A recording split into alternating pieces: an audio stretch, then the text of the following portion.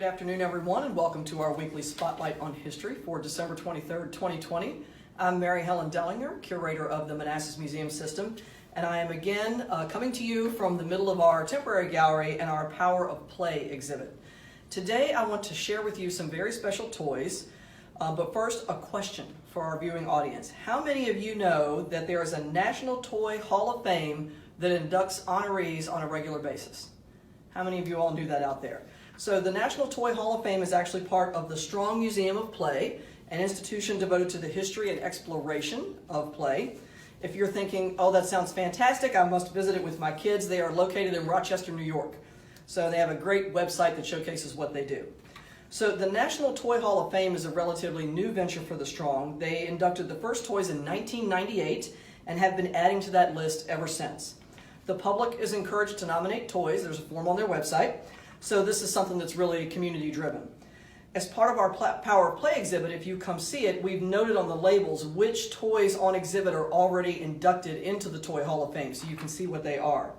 But just in case you haven't visited, I will share with you the 17 toys in this exhibit that were inducted at some point since 1998, and they are, in order of induction, Barbie, Etch-a-Sketch, Monopoly, Play-Doh, the Teddy Bear, Tinker Toys, Viewmaster, Slinky, Jigsaw Puzzles, Raggedy Ann, Scrabble, Baby Dolls, Playing Cards, Dominoes, Rubik's Cube, the board game Clue, and Matchbox Cars.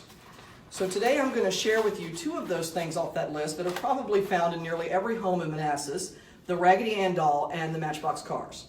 So Raggedy Ann, and you can see we have a tiny little version right here in this case, is celebrating her 105th birthday this year. She was created from the pen of Mr. Johnny Gruelle. Here's what he looks like. I'll hold up this picture that I printed offline.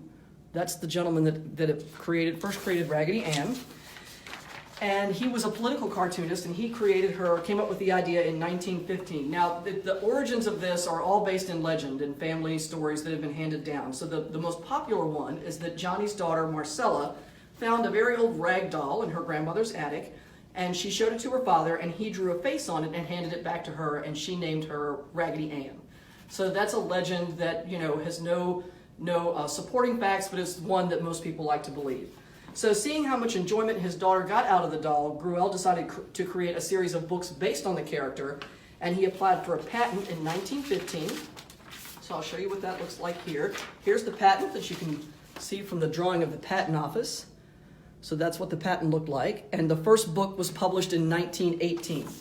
So Raggedy Ann did not appear as a doll until 1934, and they were based on the books that were so popular that when the dolls came out, they were immediately a big hit. And Raggedy Ann remains to this day a treasured piece of American history. She even got her own postage stamp in 2002. So here we're going to look at Matchbox Cars in this case. So if you have kids, they probably have Matchbox Cars. They're very popular with both boys and girls. But did you know that these cars have British origins? Most people don't know that. So a company named Leslie Products in Britain hit on the idea in 1947 when a daughter of one of the owners came to her father and said that she could bring toys to school to play with during their breaks, but the toy had to be small enough to fit in a matchbox. So he took a small toy that she already had and scaled it down so it would fit inside a wooden matchbox he had around the house, and the idea was born from that. So sales in America began a few years after that, and when they added a Ford station wagon to its formerly all-British fleet of cars. And by 1960, the company was exporting 70 million tiny vehicles per year out of Britain. And then that number soon reached 100 million, making Leslie Products one of England's most profitable companies. So some of you may wonder if Hot Wheels and Matchbox are the same thing. And the answer is yes and no. So Hot Wheels is an American company that's got its start in 1968 as a Mattel toy line, completely separate from the Leslie Products out of Britain. And they quickly overtook Matchbox on the market with its flashier design. They designed like race cars, cars that had wheels that made them go faster. So over the years, the Matchbox brand changed ownership several times until it was also acquired by Mattel. Leslie Products had gone out of business, and the Matchbox brand just kept on passing from company to company. So Matchbox and Hot Wheels, while different brands, are now both owned by the same company. The cars are basically the same size. You can see two extras here that we have. These actually belong to my younger brother, and then he passed them down to his kids.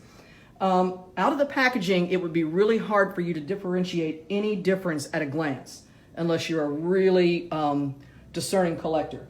So the cars do carry either the Matchbox or the Hot Wheels name. This is going to be really hard to see, but they're on the bottom of the car, usually right up near one of the front wheels, and these are both Matchbox. And so that's how you can tell whether or not it's a Matchbox or a Hot Wheels car out of the packaging.